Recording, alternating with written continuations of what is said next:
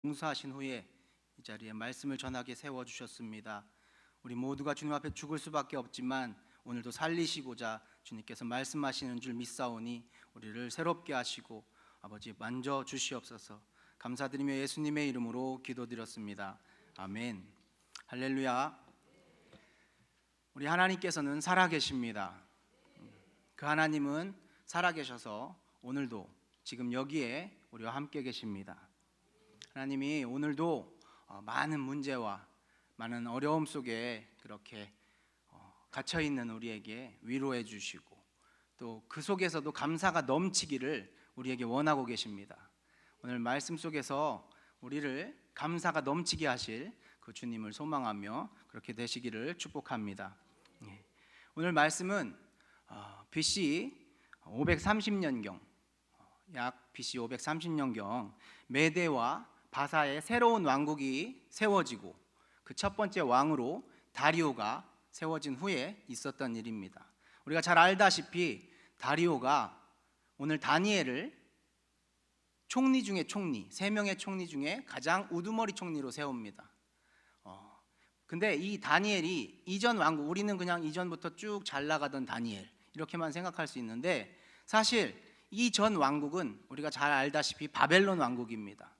바벨론 왕국이 유다를 멸망시키고 다 포로로 끌어가고 이런 상황이 발생됐고 그로부터 세월이 50여 년, 처음부터 시작하면 1차 침략부터 시작하면 약 70여 년이 흐른 후에 그 바벨론 왕조는 멸망한 겁니다. 벨사살 왕이 방탕한 생활하다가 마지막에 멸망당하는 게 성경에 기록되어 있습니다. 그것이 멸망되고 바벨론 왕국이 멸망되고 새로 세워진 왕국이 오늘 메대 바사 왕국입니다. 다시 말하면 바사 왕국은 우리나라로 따지면 고려 왕조를 전복시키고 조선 왕조를 세운 거죠. 이런 상황입니다. 이런 상황에서 어떤 일이 발생하는 것이 정상입니까? 이전 왕조의 사람들은 다 죽이는 것이 정상입니다. 동서고금을 막론하고 새로운 왕국이 세워지면 전 정권을 몰아내고 거기에서 조금이라도 뭔가를 했던 사람들은 쳐내는 것이 당연한 일입니다. 근데 웬일인지 다니엘을 총리 중에 총리로 세워놓은 겁니다. 그럼 이런 상황이 되면 당연히 개국공신들, 오늘 말하는 나머지 두 총리와 이 다리오 왕이 120지방에 세워놓은 그 지방관들, 이 사람들은 개국공신이고 충신, 그 다리오에게 있어서는 아주 충신이고 가장 가까운 사람들이었을 것이 틀림없습니다. 근데 그 사람들이 자기들이 아닌 이전 왕조의 사람이 제일 높은 자리에 앉아 있으니까 용서할 수 없죠. 시기가 나고 질투가 나고, 그러니까 모든 시선이 그 다니엘을 향해 꽂히게 됩니다. 어떻게 하면 저걸 끌어내릴까? 저걸 어떻게 하면 죽여버릴까? 이런 생각 속에서 다니엘에게 그를 해야 할 그 작전들을 계속 세웁니다. 그러다가 우리가 알다시피 어떤 작전을 세웁니까? 새로 세운 왕의 왕권을 강화해야 합니다. 왕이시여, 왕의 위엄을 높이셔야 됩니다. 이렇게 왕을 위한 것처럼 살짝 속여가면서 결국은 다니엘을 죽이기 위한 작전을 세운 겁니다. 그것이 앞으로 30일간 어떤 어떤 상황에도 제사하고 절하고 이런 거 하지 못하게 하자, 기도하지 못하게 하자, 오직 왕에게만 충성하고 기도하고 엎드리게 하자, 이렇게 말한 겁니다. 왕은 아무 생각 없이, 왕이 다니엘을 총애하고 있음에도 불구하고 아무 생각 없이 그곳에 동의하고 바꿀 수 없는 규례로 도장을 찍어버립니다. 그 상황이 오늘 말씀에 나온 이야기입니다. 그런데 더 놀라운 건, 더 말도 안 되는 건 다니엘이 10절에 하던 그대로 집으로 돌아가서 창문을 열고 예루살렘을 향해서 하루 3번씩 하던 그대로 기도를 했다는 겁니다. 그것도 신기하고 어이없는데 감사하며 기도했다고 말하고 있습니다. 여러분, 다니엘이 도대체 어떤 사람인데 이 상황에서 기도를 계속할 것이며 하는 것이며 왜 도대체 감사를 하는 것입니까? 이 정도면 바보가 아닙니까? 무슨 어려운 일, 위기가 위기인 줄 모르는 바보 천치입니까? 아니면 감정이 없어서 이쯤 되면 두렵고 떨고 막 이래야 되는데, 하나님께 서운해야 되는데 감정이 없어서 그저 감사하는 사람입니까?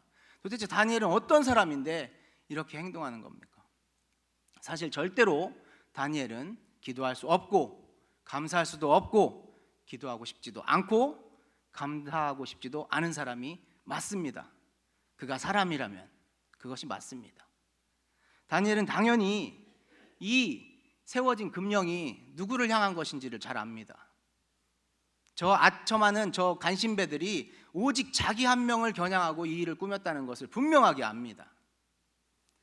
그런데 딱 30일만 참으면 되는데, 상식적으로 아무리 내가 하나님을 깊이 사랑한다고 해도 상식적으로 그냥 30일만 잠시 참으면 되는데, 그리고 기도를 한다고 해도 창문만 닫고 좀 조용히 피해가면서 하면 되는데, 굳이 하던 그대로 다 하면서 또 하나님 앞에 감사를 하고 있습니다. 다니엘은 감사하면 안 됩니다. 기도하면 안 됩니다. 이것이 인간적인 상식이고 이것이 오히려 합리적이고 옳습니다. 그가 만약에 이 와중에 계속 기도를 하면 죽을 뿐이죠. 기도하기 이전에 왕한테 가서 설득하는 게 더 옳죠. 그러나 그는 그렇게 하지 않습니다. 참 바보스럽고 답답한 노릇입니다. 여러분, 오늘날 우리가 이거와 비슷한 상황을 코로나 시대에 맞이해봤습니다. 맞이해봤죠. 코로나가 되었습니다.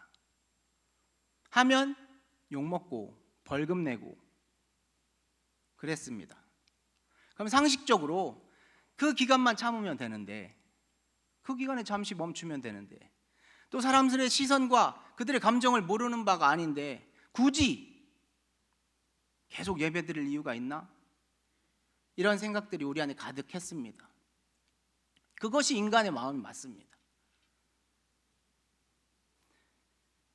두렵고 떨리고, 이거를 하면 결국 나는 문제가 생길 것 같고 망할 것 같고 짜증나고 답답하고, 믿었던 왕인데, 그래도 자신을 제일 사랑해서 그 자리까지 앉혀줬던 왕인데 어찌 그렇게 답답하게 도장을 찍어버렸는지 그게 서운하기도 하고, 이런 것이 다니엘의 상황입니다. 무엇보다 다니엘은 하나님 앞에 투정할 수 있고 서운해할 수 있습니다. 제가 지금부터 살아오면서, 다니엘 입장에서 제가 지금까지 살아오면서 하나님만 붙들고 하나님만 생각하고 살았는데, 그래서 하나님께서 이렇게 높여 올려주셨는데, 그렇다면 지금 이 순간에도 하나님은 어인이 찍히지 못하게 막아주시는 게 옳지 않습니까? 하나님, 왜 안 막아주셨습니까? 하나님, 이렇게 서운할 수 있습니다. 또 기도하기를 저 122명 지방관과 나머지 2명의 총리를 박살을 내주십시오. 만약에 기도를 한다고 해도 이렇게 할 수 있습니다. 하나님, 서운합니다. 지금이라도 쟤들을 깨트려 주십시오. 이렇게 기도할 수 있는 게 다니엘이고, 그렇게 기도하는 것이 인간적으로 옳습니다. 그러나 여러분, 하나님을 모르면 이런 상황에서 기도할 수가 그 자체가 없는 것이고, 또 기도한다 하여도 감사할 수가 없는 것입니다. 그러나 우리 하나님은 다니엘을 그렇게 하지 않으십니다.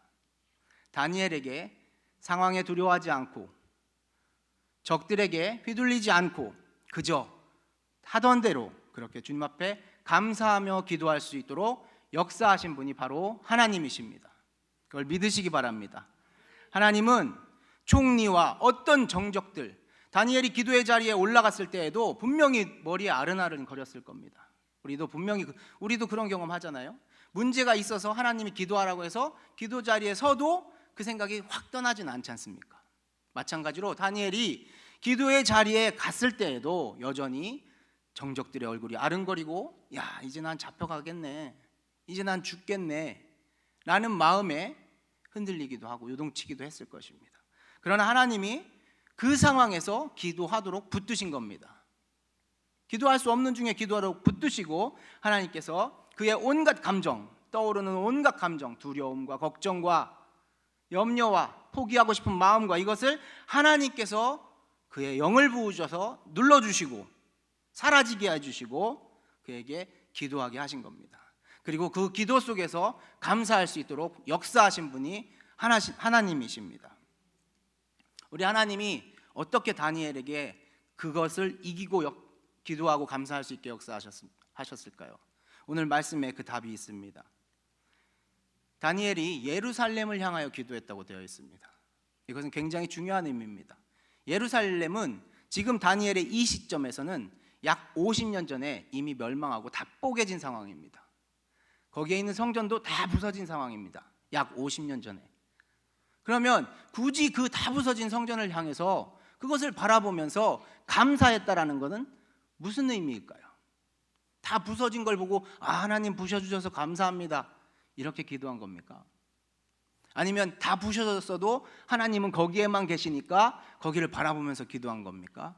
아닙니다. 다니엘서 전체 이미 다니엘이 하나님의 예언을 엄청나게 많은 예언을 받은 걸 우리가 알고 있습니다. 다니엘은 이 전부터 하나님께서 예루살렘을 회복시키시고 성전을 재건하시고 또 심지어는 영원한 성전이신 예수님이 세워질 것에 대한 그 마음을 하나님께서 알게 하신 겁니다. 그래서 다 부서져 있는 예루살렘을 보면서도 예루살렘이 부서진 것 때문에 슬퍼하는 것이 아니라 항상 매일 그곳을 향하여 창문을 열고 다시 회복시키실 예루살렘, 하나님이 약속하신 그 구원, 그것을 바라보면서 감사했던 겁니다. 다니엘이 예루살렘을 향하여 매일 하던 대로 하루에 3번씩 감사했다는 건 그런 의미입니다. 하나님이 약속하신 것, 하나님이 다시 회복시키실 것, 하나님이 이스라엘을 회복시키시고 성전을 다시 세우시고 영원한 구원을 약속하신 그것을 보면서 다니엘은 감사할 수 있는 겁니다. 다니엘은 그렇기 때문에 자기 육신의 위태로운 그 상황 하나하나로 감사했다가 못했다가 하는 사람이 아니라 예루살렘만 보면 하나님이 생각나고 예루살렘만 보면 하나님의 약속이 느껴져서 감격이 생겨서 기도할 수밖에 없고 감사할 수밖에 없는 자가 된 것입니다. 그는 상황 때문에 기도하는 자도 아니고 자기 자신 때문에 기도하는 자도 아니고 하나님이 이미 약속하신 회복의 약속, 구원의 약속, 영원한 생명, 그것을 기쁨으로 받아들이고 언제나 감사할 수 있는 자였습니다. 하나님이 그렇게 그에게 역사하시고 함께하고 계셨습니다. 또 하나, 어떻게 다니엘에게 역사하십니까? 그가 창문을 열고 기도합니다. 무슨 뜻입니까? 담대합니다. 죽어도 상관없다 라는 마음입니다. 상식적으로 창문 닫는 게 뭐 그렇게 대단한 일이라고. 그가 창문을 열고 기도한 것은 하나님을 낮추고 싶지 않은 마음입니다. 물론 닫고 해도 하나님은 들으시고 닫고 해도 자기가 더 안전한 걸 아는데 굳이 창문을 연 건 나의 이 상황 때문에, 내가 매일 하나님을 이만큼 이렇게 높였는데 내가 두려워서 하나님을 내리는 행동처럼 느껴지는 짓을 나는 하고 싶지 않다라는 의미입니다. 하나님은 크시다, 하나님은 살아계시다, 내가 죽어도 내가 없어도 하나님은 그렇게 크고 하나님은 그렇게 살아계시다. 그래서 창문을 닫을 수가 없는 겁니다. 그 행동이 중요한 게 아니라 그 마음이 중요한 겁니다. 내가 문을 닫아서 하나님이 낮아지는 듯한 모습을 보이고 싶지 않다. 하나님이 그렇게 사람의 어떤 것 때문에 흔들리는 하나님이 아니시다. 다니엘이 그것을 보이고자 당당하게 창문을 열고 자기 목숨은 상관없이 그렇게 기도한 겁니다. 지금까지 나를 이끄신 하나님, 충분히 보았고 알았고 느꼈습니다. 다니엘이 창문을 열면 다니엘 혼자만 죽는 문제가 아닙니다. 사실은 다니엘의 가족이 있고 친구가 있고 측근들이 있고 얼마나 많은 사람들이 또 있습니까? 그 모든 이들의 목숨보다 하나님을 바라고 창문을 당당하게 여는, 오직 하나님만 높이는 다니엘의 믿음의 기도, 깊은 기도가 할 수 있도록 하나님께서 그 마음에 신뢰와 의심 없는 믿음과 하나님께서 부어주셨습니다. 하나님이 기도하기 좋은 상황을 만들어 주시고 나를 괴롭히는 모든 문제를 아예 없애주시면 더 좋으련만 그러지 않으시고 그 모든 상황을 만들어 놓으시면서 기도하라 하시고 감사하라 하시는 이유는 무엇입니까? 세상 때문에, 되어지는 일들 때문에, 상황 때문에, 보이는 것 때문에 감사할 수밖에 없는 나약한 우리를 보이지 않는 하나님, 완전하신 하나님 때문에 감사하는 사람으로 바꾸고 싶으셔서 하나님이 그렇게 만드십니다. 하나님은 그렇게 하나님만 붙잡고 감사할 수 있는 자, 하나님만 바라는 자들을 절대 그대로 두지 않으시고 반드시 응답하시고 가장 최선의 길로 인도하시는 분이십니다. 그것이 오늘 다니엘이 처한 이런 상황일지라도 이것은 하나님이 다니엘에게 준비하신 가장 최선의 길입니다. 그런 전능하신 하나님, 반드시 그분의 뜻만을 성취하시는 하나님을 믿는 저와 여러분이 되시기를 축복합니다. 다니엘에게 있어서는 그의 모든 기도는 감사입니다. 환경 때문에 감사한 것도 아니고 자신의 일신상의 무엇 때문에 감사한 것도 아니고 하나님 때문에 감사한 것이 바로 다니엘의 기도입니다. 그의 기도는 그의 상황 속에서 반드시 역사하실, 그를 건져내시고 그를 최선의 길로 인도하고 계시다는 그 하나님을 믿는 신뢰의 기도입니다. 신뢰의 기도. 하나님은 전능하시고 반드시 나를 최선의 길로만 이끌고 계시다는 그런 신뢰, 그런 믿음의 기도였기 때문에 그는 변치 않고 감사할 수 있었습니다. 그는 전능하신 하나님 앞에 감사하기를 멈출 수가 없습니다. 하나님이 너무 크시니까 절대로 포기할 수가 없습니다. 사랑하는 여러분, 하나님을 모르면 상황 때문에 기도하지 못하고 상황 때문에 기도하여도 감사하지 못합니다. 하지만 하나님이 어떤 분이심을 분명히 알면, 하나님 살아계시고 전능하시고 나를 최선으로 이끌고 계시다는 그 하나님을 분명히 알면 우리 모든 상황 속에서 반드시 감사할 수 있습니다. 그렇게 하나님이 역사하십니다. 다니엘이 그렇게 하나님 앞에 감사하고 기도했을 때 하나님이 그에게 놀라운 복들을 부어주셨습니다.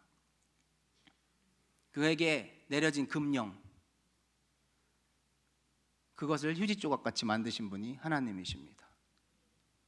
금령은 분명히 존재하지만 다니엘이 이렇게 감사했을 때 그 금령은 다니엘이 감사 기도한 그 순간부터 이미 휴지 조각이 되었습니다. 여러분 그렇지 않습니까? 아무리 두려운 법이 있어도 내가 하나님 때문에 두려워하지 않고 가면 이거는 나에게 있어서 휴지 조각이지 않습니까? 그 순간 감사의 기도하는 그 순간 금령은 휴지 조각이 되었습니다. 그리고 실제로 다니엘은 죽지 않았잖아요. 결과적으로 완전한 휴지 조각으로 만드시는 분이 하나님이십니다. 또 그의 마음에 여러 가지 감정 중에 왕이, 자기를 총애했던 왕이 그렇게 실수하고 도장 찍어서 자기를 난처하게 만든 그 왕이 밉기도 하고 서운하기도 했을 텐데 그 마음을 하나님이 어떻게 바꾸십니까? 불쌍하게 보게 되겠죠. 어차피 이 금령은 자기한테는 휴지 조각인데 나머지 정적들에게는 하나님이 갚으시기를, 하나님이 해결하시기를 그렇게 마음을 가졌겠지만 왕에게는 어떤 마음을 가졌겠습니까? 미워하고 서운해야 할 왕에게 안타깝고, 아유 저 왕을 어떻게 할까? 내가 빨리 저 왕을 잘 보좌해야 될 텐데, 이런 마음들을 품어가며 왕을 사랑할 수 있는 마음이 그에게 생기지 않았겠습니까? 이런 마음 속에서 그의 감정들이 추스려지고 하나하나 하나님 때문에 평안해지고 기뻐지는 것을 그가 그 감사의 기도를 통해서 체험하고 경험하게 된 것입니다.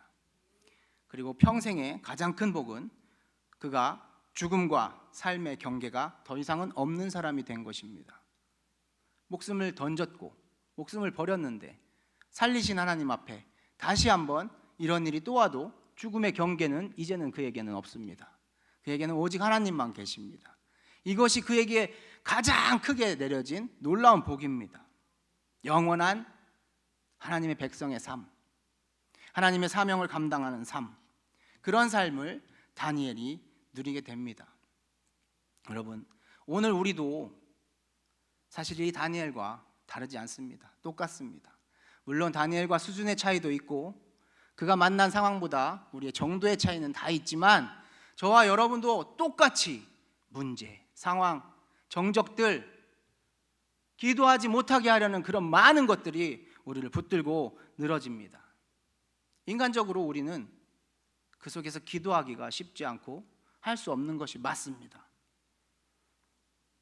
잘 믿었는데 심각한 병에 걸린 성도들을 우리는 가끔 보지 않습니까? 사업이 무너져 내린 성도, 안 믿는 사람보다 더 가난해진 성도, 수도 없이 많은 문제들을 우린 봅니다.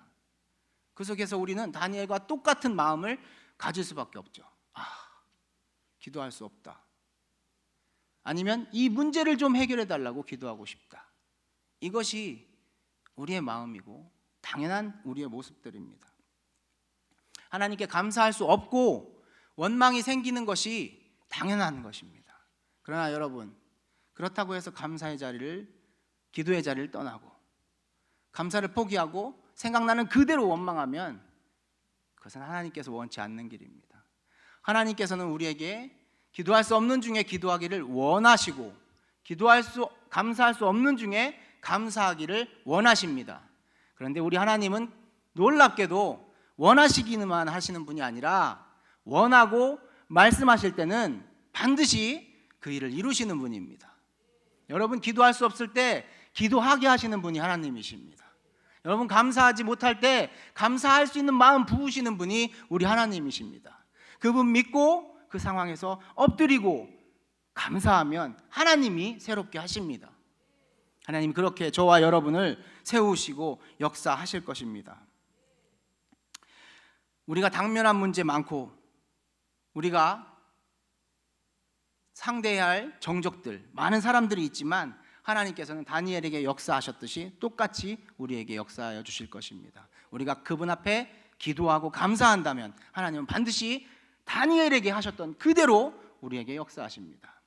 다니엘이 예루살렘을 보면서 하나님의 약속을 매일매일 감격할 수 있는 은혜를 주신 것처럼 우리가 정적에 둘러싸이고 문제에 둘러싸여도 감사하고 기도하는 자라면 하나님이 매일매일 부으시는 그 마음은 생명입니다. 예수입니다.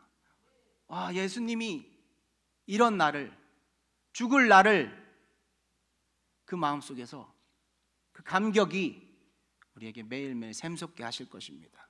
그래서 우리는 할 수 없는 중에 기도하고 할 수 없는 중에 감사한 자가 되도록 하나님이 역사하실 것입니다. 또한 하나님께서 다니엘에게 그 모든 상황에 두려워하지 않고 창문을 열고 당당하게 기도할 수 있게 하신 것처럼 우리가 감사의 자리에 감사의 마음으로 기도할 때 하나님 우리를 어떻게 붙드시느냐? 지금까지 지내온 것 생각나게 하십니다. 내가 그날 너를 이렇게 살렸고 내가 그날 너를 이렇게 먹였고 지금 배고파도 걱정하지 마라. 나는 하나님이다. 나는 너와 함께 있다. 지금까지 지내온 것 우리에게 매일 말씀하시고 그 하나님, 그 능력, 예수 그리스도의 영원한 동행을 우리에게 매일 가르치셔서 흔들림 없이 감사할 수 있도록 우리를 붙드실 것입니다. 여러분, 순교자들의 마지막 기도가 무엇이었는지 기억나십니까? 우리는 무수한 순교자들을 알고 있습니다. 성경책에 나오는 우리 스데반 집사, 스데반 그분처럼 그의 마지막 기도는 무엇이었습니까? 하나님 저들의 죄를 용서해 주시옵소서. 예수님을 보고 행복해하며 죽었습니다. 감사의 기도입니다. 감사의 기도 속에 나오는 예수님의 마음, 모든 이들을 향한 예수님의 마음. 우리가 어떻게 감히 우리를 괴롭히는 자를 위해서 주님 저 자들을 용서해 주십시오 할 수 있는 자가 되겠습니까? 우리 못하지요. 하지만 우리가 주님 앞에 매일매일 감사하는 자라면 그 순교자들처럼 하나님의 감격을 매일 누리고 예수의 은혜를 매일 새기면, 그리고 내가 순교하는 자리에 선다 할지라도 그때 예수님을 보게 될 것이며 그 보이는 예수님 앞에서 예수님의 마음을 똑같이 품고 눈물을 흘려가면서 주님 저 사람들을 용서해 주십시오라고 할 수 있을 것입니다. 순교자의 기도는 감사의 기도였고 그들의 삶은 감사의 삶이었습니다. 그래서 상황이 어찌하든지 상관없는 인생으로 그렇게 간 것이죠.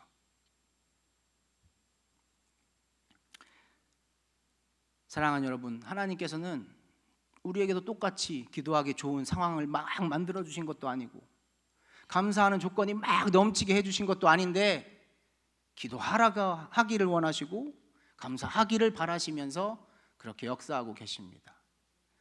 그것은 저와 여러분도 역시 다니엘처럼 인생 속에서 감사를 찾는 게 아니라 하나님 속에서 감사를 찾게 하고 싶은 마음 때문에 그렇게 역사하고 계십니다. 우리가 그렇게 그분 앞에 감사하고 엎드리고 있다면 하나님은 우리를 가장 최선의 길로 영원히 이끌어 가십니다. 예수님을 우리에게 보내주신 그분이 무엇을 더 이상 못 주시겠습니까?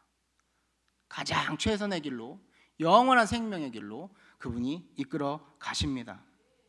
하나님께서 우리에게 감사하게, 기도하게 하실 때 우리는 더 이상 조건과 상황을 따지는 자가 되어서는 안 됩니다. 주님께 조건과 상황을 이기는 주님의 사랑을 느끼게 해달라고 기도하셔야 됩니다. 조건과 상황에 흔들려 왔던 나를 용서해달라고 그렇게 기도하셔야 됩니다. 그리고 감사할 수 있도록 주님 역사해 주십시오라고 기도해야 됩니다. 주님이 하시는 것입니다. 여러분, 우리의 감사의 기도는 마치 잔칫날 떡과 같습니다. 떡은 잔칫날 음식 중에 제일 맛있거나 제일 값지지는 않습니다. 그러나 기쁨을 상징하고 잔치를 대표하고 있는 것이 바로 떡입니다.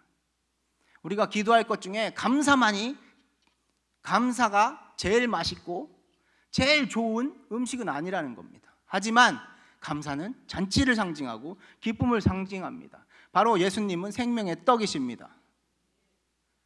감사는 예수님을 생각하기에 가장 적절하고 완벽한 기도입니다. 저와 여러분이 생명의 떡 예수를 누리기 위해 매일 감사로 엎드리시기를 축복합니다. 그러면 주님께서는 저와 여러분에게도 놀라운 복으로 이끌어 가십니다. 우리를 공격하는 모든 사단의 공격은 주님이 막으시고 이미 승리하신 승리를 부어주십니다. 그리고 상황과 관계, 그 사람들, 나를 둘러싼 문제들 다 상관없이 하나님이 그것을 휴지 조각으로 만들어 버리십니다. 우리가 감사할 수 있는 사람이 되면 그 모든 것은 휴지 조각에 불과합니다. 푸시고 역사하시는 분이 우리 하나님이십니다. 무엇보다 우리도 감사할 때 다니엘이 왕에게 분노하고 서운해하지 않고 그를 위해 기도했던 것처럼 우리가 진짜 감사하는 사람이 되면 어떤 복을 누리느냐, 세상에 믿지 않는 사람, 나의 정적, 이런 사람들을 향해 주님의 마음을 품고 기도할 수 있는 사람이 되게 하십니다. 여러분, 이거 얼마나 큰 복입니까? 미워 죽겠는 사람이 그 사람을 위해 눈물을 흘릴 수 있는 사람이 내가 된다면 이건 은혜 중에 은혜요, 복 중에 복입니다. 더 이상 사람 때문에 근심할 일이 없으니 이것이 얼마나 큰 은혜입니까?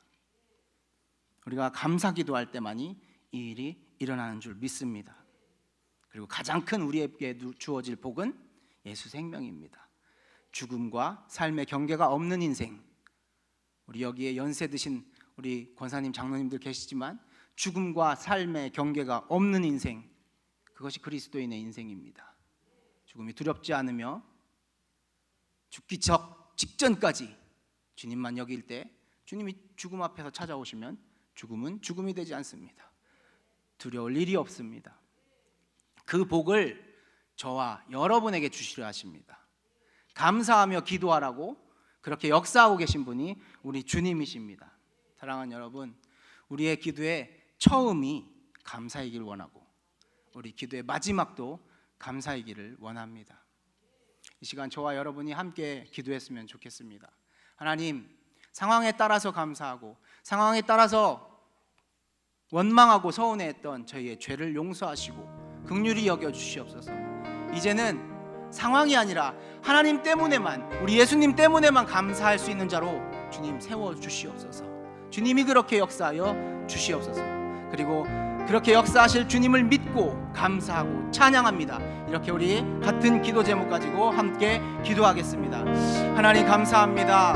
우리는 여전히 어려운 상황과 힘겨운 사람들 속에서 살아갑니다. 도무지 답도 없고 길도 없는 아버지, 이것을 우리가 견디기 어렵고 힘듭니다. 주님을 찾을 수 없을 것만 같고 감사라고는 조금도 생각이 나지 않습니다. 하나님, 우리를 불쌍히 여겨주시옵소서.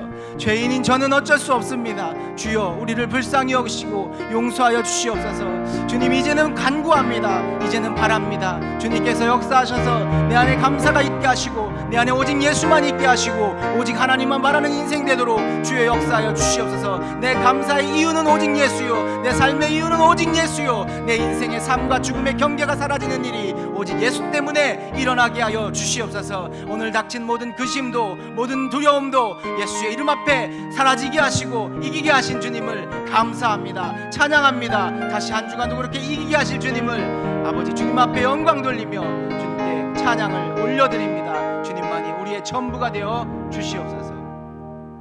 하나님, 감사합니다. 주님이 우리에게 말씀하십니다. 상황이 아니라, 문제가 아니라, 사람이 아니라 오직 예수님 때문에, 우리 하나님의 완전하심 때문에 감사하라고 말씀하십니다. 하나님, 할 수 없는 저희가 주님 앞에 고개 숙이고 회개하오니 우리를 불쌍히 보시고 용서하여 주시옵소서. 그리고 주 예수 그리스도의 보혈로 덮으시사 이제는 주님만 바라고 늘 감사할 수 있는 자로 주님께서 변화시켜 주시옵소서. 그렇게 바꾸시고 역사하실 주님을 찬양하며 우리 주 예수 그리스도의 이름으로 기도드렸습니다.